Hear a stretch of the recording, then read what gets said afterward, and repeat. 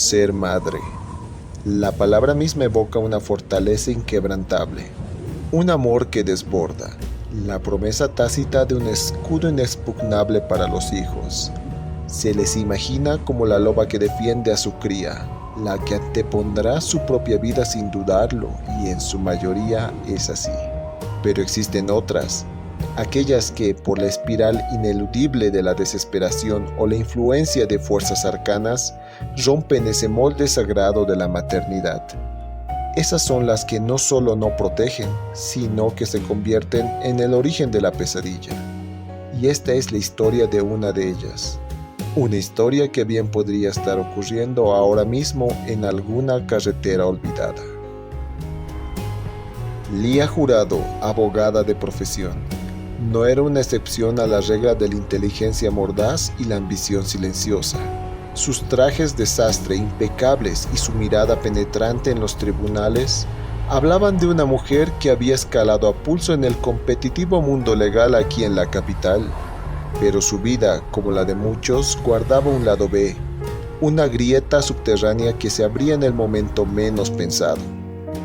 Su cliente, un narcotraficante de bajo perfil llamado Ramiro, había sido esa grieta.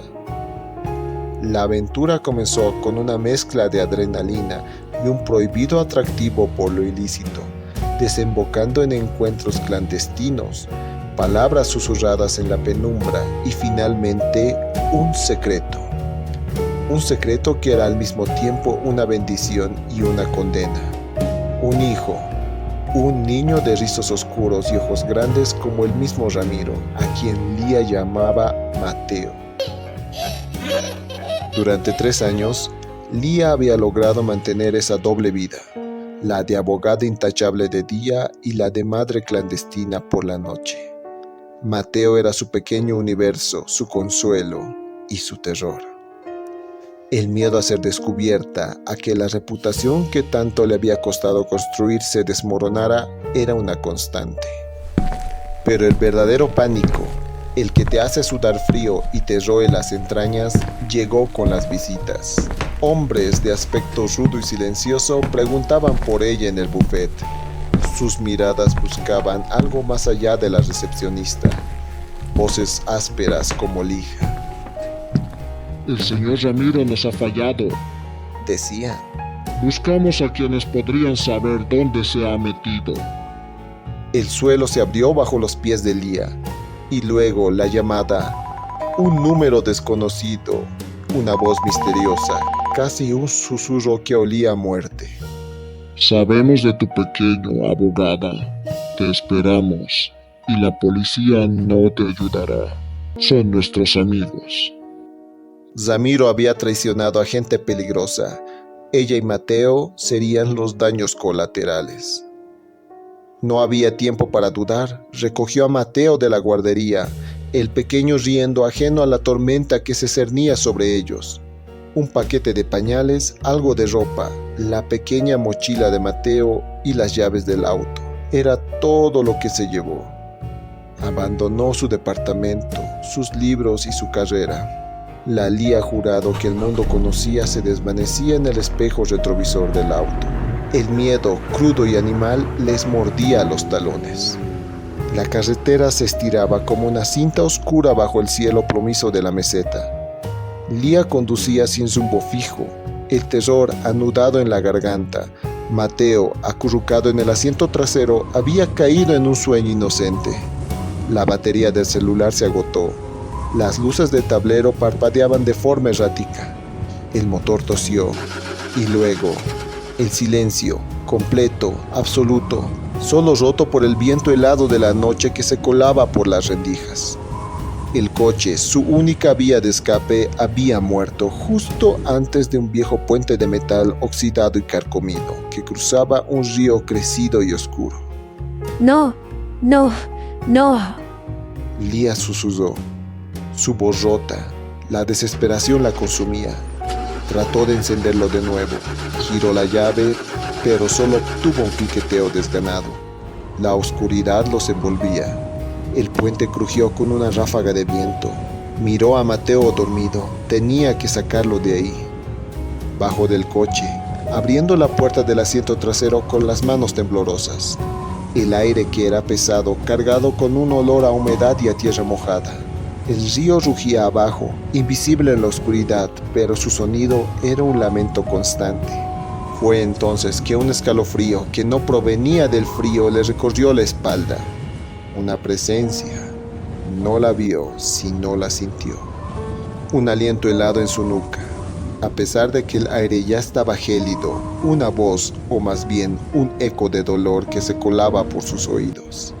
Era una voz, o más bien un eco de dolor que se colaba por sus oídos, no a través del tímpano, sino directamente en lo más profundo de su cerebro.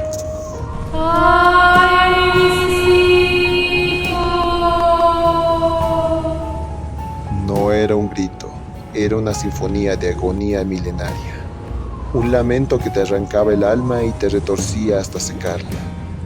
Lía se sintió paralizada, no era ella. Sus movimientos eran rígidos y mecánicos. Una fuerza oscura y antigua se apoderó de ella, cada fibra de su ser, cada pensamiento. Era como si un titiritero invisible hubiera tomado el control de sus nervios y sus músculos. Sus ojos, antes llenos de terror, ahora reflejaban una quietud espeluznante. Miró a Mateo, que empezaba a removerse, abriendo los ojos. Ya no había amor en su mirada, solo una decisión fría e implacable. El llanto del río, que hasta hace unos minutos había sido un sonido monótono, ahora se elevaba en una especie de coro macabro, invitándola. La Llorona, la verdadera, la que había vagado por los siglos de tormento, había encontrado un nuevo recipiente, un nuevo eco para su sufrimiento eterno. Mateo lloró, tendiéndole las pequeñas manos. Lía lo tomó, no con ternura, sino con la determinación que helaba la sangre. Su cuerpo se movía por sí solo, arrastrándolo hacia el borde del puente. El viento silbaba, el río bramaba con más fuerza. El llanto de la Llorona, que antes era solo un eco en su mente, ahora resonaba en el aire, tangible, casi visible en la bruma. Lía se inclinó sobre la barandilla, el cuerpo de su hijo suspendido en el aire. Un último sollozo, el de la propia Lía, atrapado dentro de la prisión de su cuerpo poseído, intentando romper las cadenas. Fue inútil. El espíritu milenario era demasiado fuerte, demasiado hambriento de dolor. El chapoteo fue casi inaudible en el rugido del río. El aliento se le fue de los pulmones. La posesión se disipó tan rápidamente como había llegado, dejando a Lía con la mente clara, la conciencia regresando como un golpe brutal. Sus ojos se abrieron de par en par, su mirada bajo el río oscuro y revuelto. Un grito que no se parecía a nada humano brotó de lo más profundo de su garganta.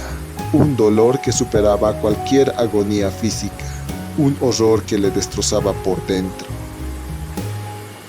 Mateo, mi hijo. No. Cayó de rodillas.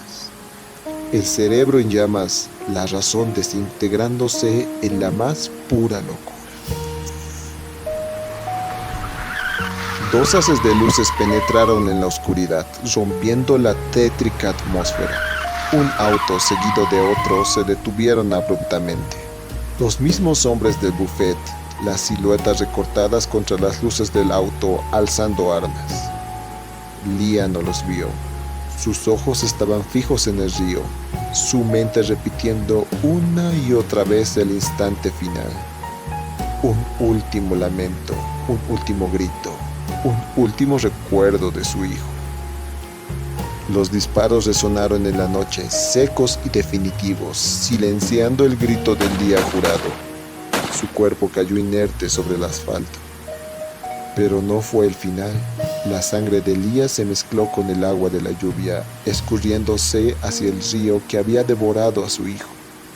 Y su espíritu, el alma de la abogada y madre destrozada, no encontró la paz. condenada. Sí, condenada a un lamento que ya no era ajeno, sino propio. Un lamento que se unía al coro ancestral de la Llorona, no para buscar a los hijos de otros, sino para buscar el suyo propio, para siempre. Ahora, cuando la noche se cierne sobre el asfalto y la nieblina se arrastra bajo los puentes urbanos, si el viento trae un sollozo ahogado, un murmullo de desesperación que te eriza los cabellos, no es la Llorona de los viejos cuentos, es Lía, la Llorona del asfalto, buscando a Mateo, y su dolor es tan grande, tan contagioso, que con solo escucharlo sentirás el filo de la locura arañando tu propia alma.